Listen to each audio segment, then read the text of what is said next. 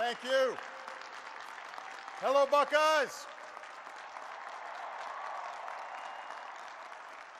OH. OH. OH. Well, thank you so much. Everybody, please be seated. Thank you, Dr. Gee, for the wonderful introduction. I suspect the good president may have edited out some other words that were used to describe me. I appreciate that. But I'm going to let Michelle know of all the good comments.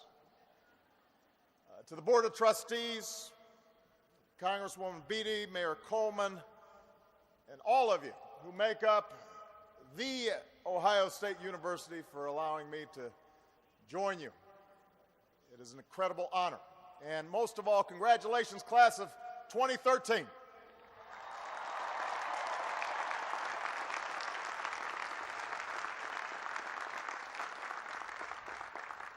And of course, congratulations to all the parents, and family, and friends, and faculty here in the Horseshoe. This is your day as well.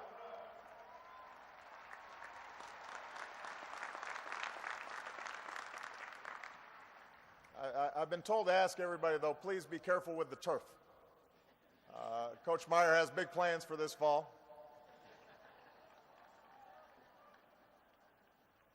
I very much appreciate the President's introduction. I will not be singing today. Oh. It is true that I did speak at that certain university up north a few years ago. But to be fair, you did let President Ford speak here once, and he played football for Michigan. So everybody can get some redemption. In my defense, this is my 5th visit to campus in the past year or so.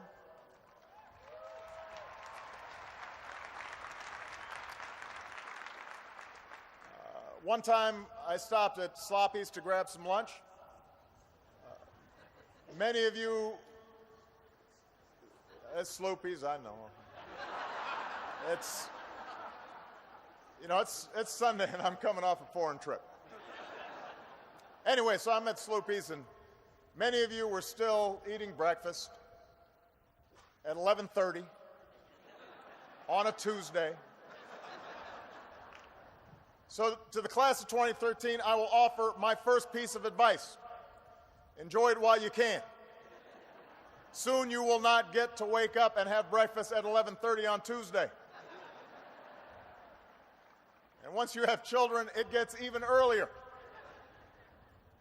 But, class of 2013, your path to this moment has wound you through years of breathtaking change.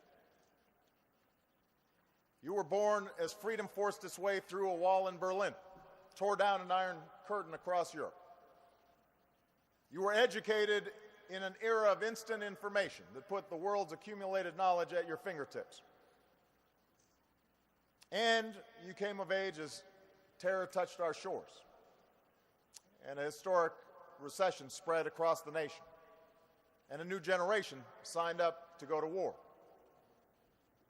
So you've been tested, and you've been tempered by events that your parents and I never imagined we'd see when we sat where you sit.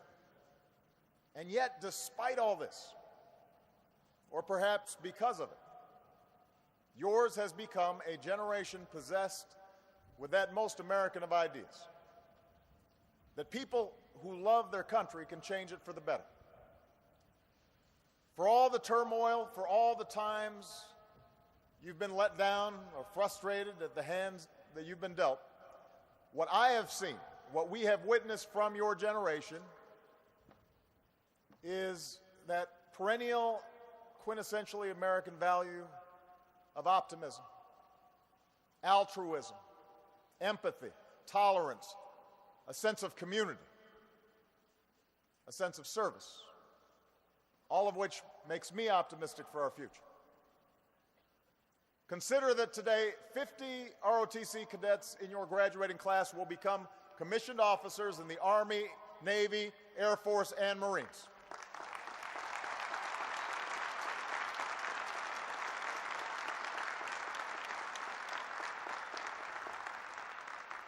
A 130 of your fellow graduates have already served, some in combat, some on multiple deployments.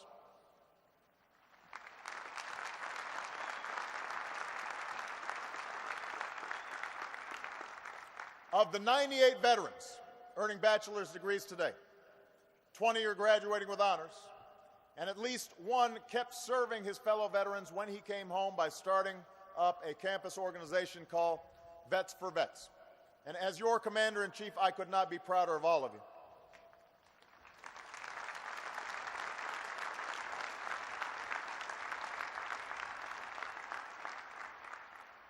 Consider that graduates of this university serve their country through the Peace Corps and educate our children through established programs like Teach for America, startups like Blue Engine, often earning little pay for making the biggest impact.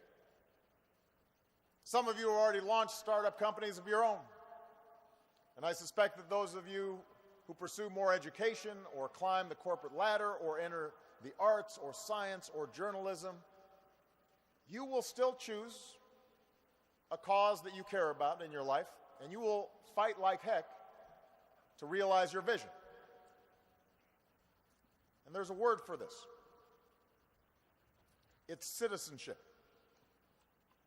Now, we don't always talk about this idea much these days, citizenship, let alone celebrate it. Sometimes we see it as a virtue from another time, a distant past, one that's slipping away from a society that celebrates individual ambition above all else, a society awash in instant technology that empowers us to leverage our skills and talents like never before, but just as easily allows us to retreat from the world. And the result is that we sometimes forget the larger bonds we share as one American family. But it's still out there, all the time, every day, especially when we need it most. Just look at the past year. When a hurricane struck our mightiest city and a factory exploded in a small town in Texas, we saw citizenship. When bombs went off in Boston and when a malevolent spree of gunfire visited a movie theater, a temple, an Ohio high school, a first-grade classroom in Connecticut, we saw citizenship. In the aftermath of darkest tragedy, we have seen the American spirit at its brightest.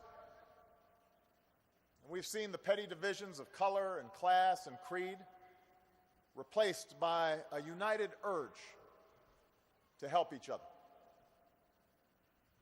We've seen courage and compassion, a sense of civic duty, and a recognition we are not a collection of strangers.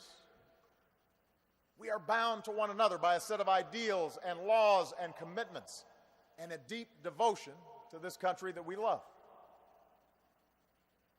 And that's what citizenship is.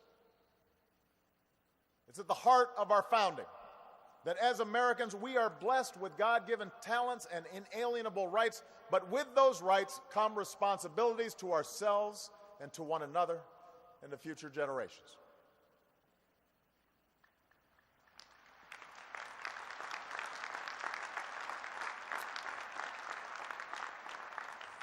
Now, if we're being honest with ourselves, as you've studied and worked and served to become good citizens, the fact is that all too often the institutions that give structure to our society have at times betrayed your trust.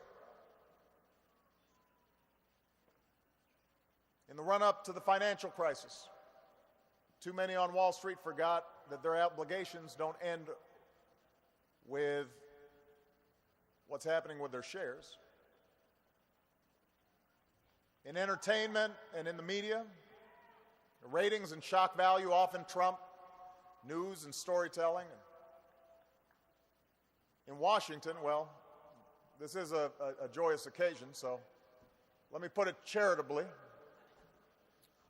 I think it's fair to say our democracy isn't working as well as we know it can. It could do better.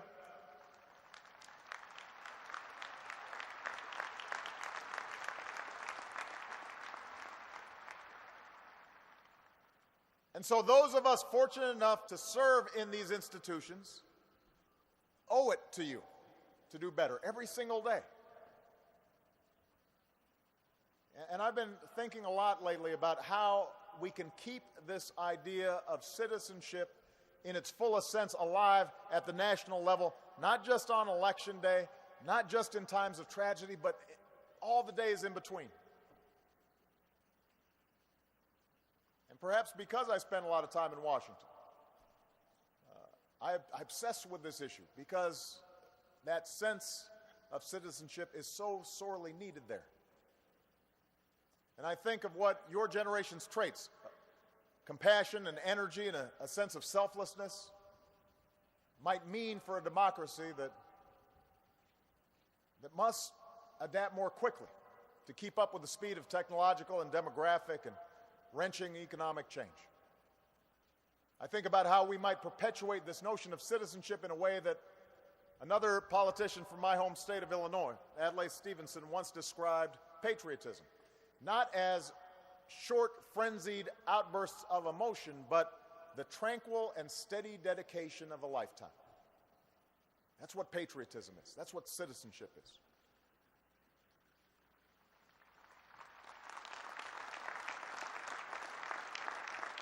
Now, I don't pretend to have all the answers. I'm not going to offer some grand theory on a beautiful day like this. You guys all have celebrating to do. I'm not going to get partisan either, because that's not what citizenship is about. In fact, I'm asking the same thing of you that President Bush did when he spoke at this commencement in 2002. America needs more than taxpayers, spectators, and occasional voters, he said. America needs full-time citizens. And as graduates from a university, whose motto is education for citizenship, I know all of you get that this is what you've signed up for. It's what your country expects of you. So briefly, I'll ask for two things from the class of 2013: to participate and to persevere. After all, your democracy does not function without your active participation. At a bare minimum, that means voting eagerly and often, not having somebody drag you to it at 11:30 when you're having breakfast. It means knowing who's been elected to make decisions on your behalf and what they believe in and whether or not they delivered on what they said they would. And if they don't represent you the way you want or conduct themselves the way you expect, if they put special interests above your own, you've got to let them know that's not okay. And if they let you down often enough, there's a built-in day in November where you can really let them know it's not okay.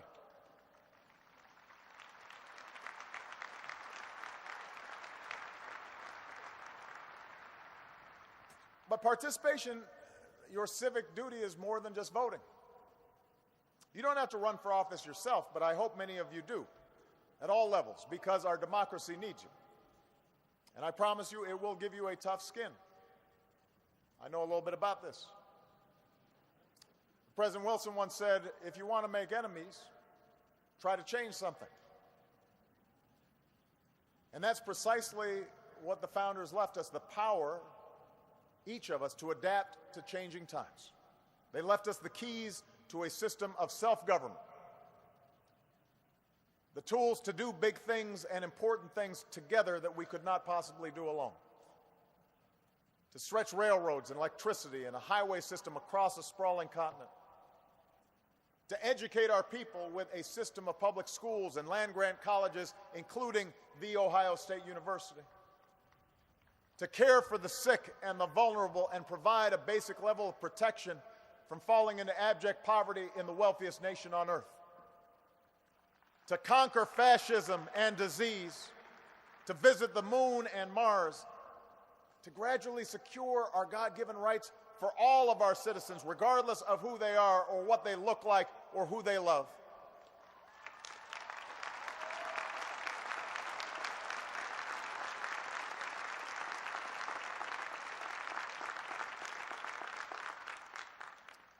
We, the people, chose to do these things together because we know this country cannot accomplish great things if we pursue nothing greater than our own individual ambition. Unfortunately, you've grown up hearing voices that incessantly warn of government as nothing more than some separate, sinister entity that's at the root of all our problems. Some of these same voices also do their best to gum up the works. They'll warn that tyranny is always lurking just around the corner. You should reject these voices, because what they suggest is that our brave and creative and unique experiment in self-rule is somehow just a sham with which we can't be trusted. We have never been a people who place all of our faith in government to solve our problems. We shouldn't want to. But we don't think the government is the source of all our problems either, because we understand that this democracy is ours. And as citizens, we understand that it's not about what America can do for us, it's about what can be done by us together through the hard and frustrating but absolutely necessary work of self-government. And class of 2013, you have to be involved in that process.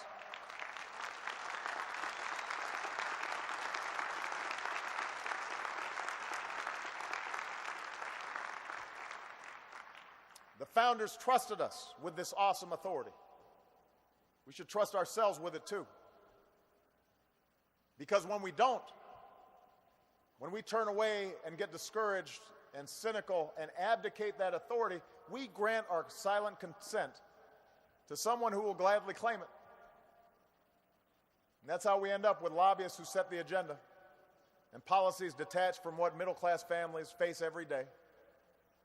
The well-connected who publicly demand that Washington stay out of their business and then whisper in government's ear for special treatment that you don't get.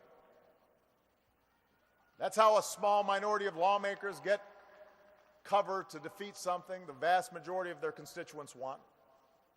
That's how our political system gets consumed by small things when we are a people called to do great things, like rebuild a middle class and reverse the rise of inequality and repair the deteriorating climate that threatens everything we plan to leave for our kids and our grandkids.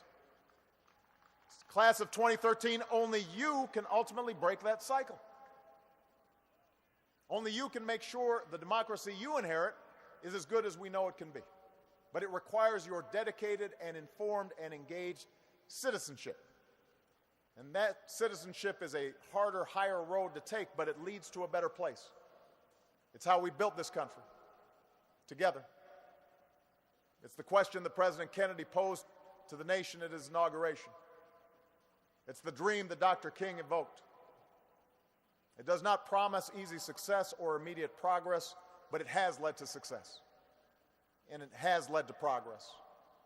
And it has to continue with you. Which brings me to the second thing I ask of all of you. I ask that you persevere. Whether you start a business or run for office or devote yourself to alleviating poverty or hunger, please remember that nothing worth doing happens overnight.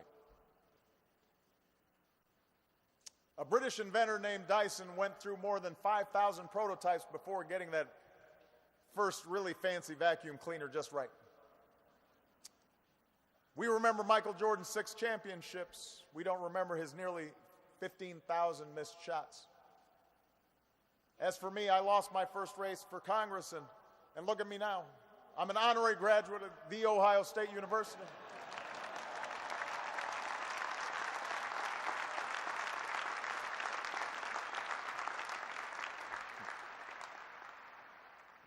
The point is, if you are living your life to the fullest, you will fail. You will stumble. You will screw up. You will fall down. But it will make you stronger. and you'll get it right the next time, or the time after that, or the time after that. And that is not only true for your personal pursuits, but it's also true for the broader causes that you believe in as well. So you can't give up your passion if things don't work right away. You can't lose heart or grow cynical if there are twists and turns on your journey. The cynics may be the loudest voices, but I promise you, they will accomplish the least. It's those folks who stay at it, those who do the long, hard, committed work of change that gradually push this country in the right direction and make the most lasting difference. So whenever you feel that creeping cynicism, whenever you hear those voices saying you can't do it, you can't make a difference, whenever somebody tells you to set your sights lower, the trajectory of this great nation should give you hope. What generations have done before you should give you hope, because it was young people just like you who marched and mobilized and stood up and sat in to secure women's rights and voting rights and workers' rights and gay rights, often at incredible odds, often at great danger, often over the course of years, sometimes over the tranquil and steady dedication of a lifetime, and they never got acknowledged for it, but they made a difference.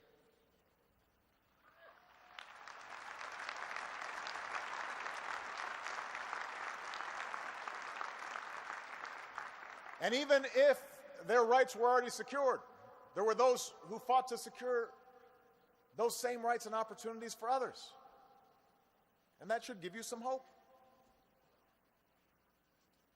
Where we're going should give you hope, because while things are still hard for a lot of people, you have every reason to believe that your future is bright. You're graduating into an economy and a job market that is steadily healing. The once dying American auto industry is on pace for its strongest performance in 20 years, something that means everything to many communities in Ohio and across the Midwest. Huge strides in domestic energy, driven in part by research at universities like this one, have us on track to secure our own energy future. Incredible advances in information and technology, spurred largely by the risk takers of your generation, have the potential to change the way we do almost everything. There is not another country on earth that would not gladly change places with the United States of America. And that will be true for your generation just as it was true for previous generations. So you've got a lot to look forward to, but if there's one certainty about the decade ahead, it's that things will be uncertain.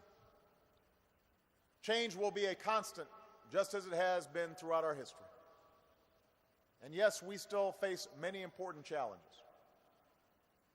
Some will require technological breakthroughs or new policy insights. But more than anything, what we will need is political will to harness the ingenuity of your generation and encourage and inspire the hard work of dedicated citizens, to repair the middle class, to give more families a fair shake, to reject a country in which only a lucky few prosper, because that's antithetical to our ideals and our democracy.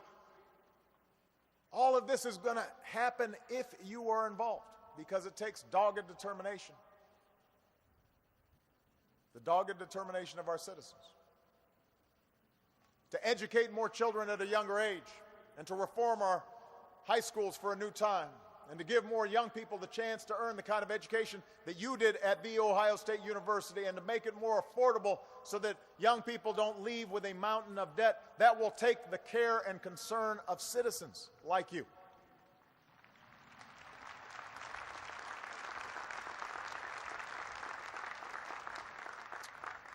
To build better roads and airports and faster internet, and to advance the kinds of basic research and technology that's always kept America ahead of everybody else. That will take the grit and fortitude of citizens. To confront the threat of climate change before it's too late. That requires the idealism and the initiative of citizens. To protect more of our kids from the horrors of gun violence. That requires the unwavering passion, the untiring resolve of citizens. It will require you 50 years ago, President Kennedy told the class of 1963 that our problems are man-made, therefore they can be solved by man, and man can be as big as he wants. We're blessed to live in the greatest nation on earth, but we can always be greater. We can always aspire to something more. It doesn't depend on who you elect to office. It depends on you as citizens, how big you want us to be, how badly you want to see these changes for the better. And look at all that America's already accomplished. Look how big we've been. I dare you, class of 2013, to do better. I dare you to dream bigger. And from what I've seen of your generation, I'm confident that you will. And so I wish you courage and compassion and all the strength that you will need for that tranquil and steady dedication of a lifetime. Thank you. God bless you. And God bless these United States of America.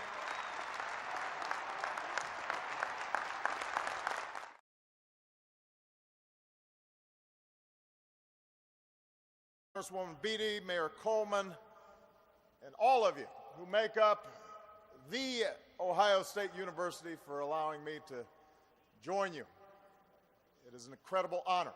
And most of all, congratulations, class of 2013.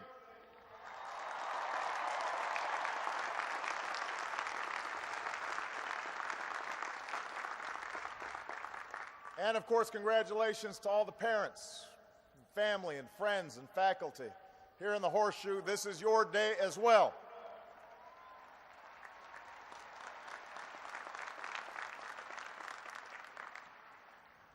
I've been told to ask everybody, though, please be careful with the turf. 13, I will offer my first piece of advice. Enjoy it while you can.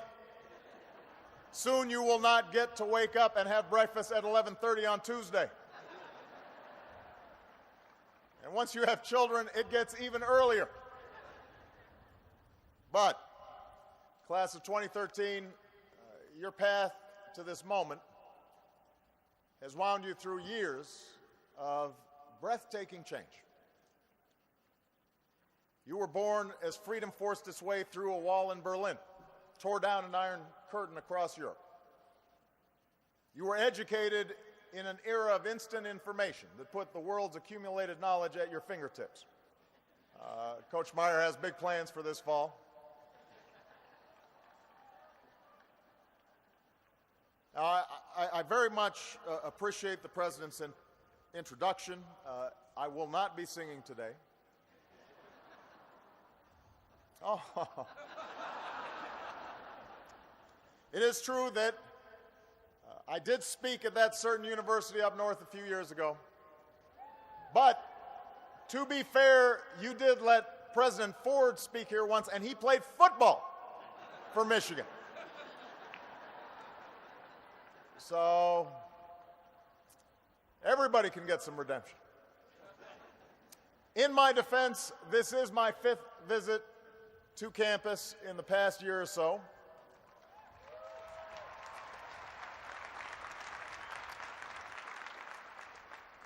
One time I stopped at Sloppy's to grab some lunch.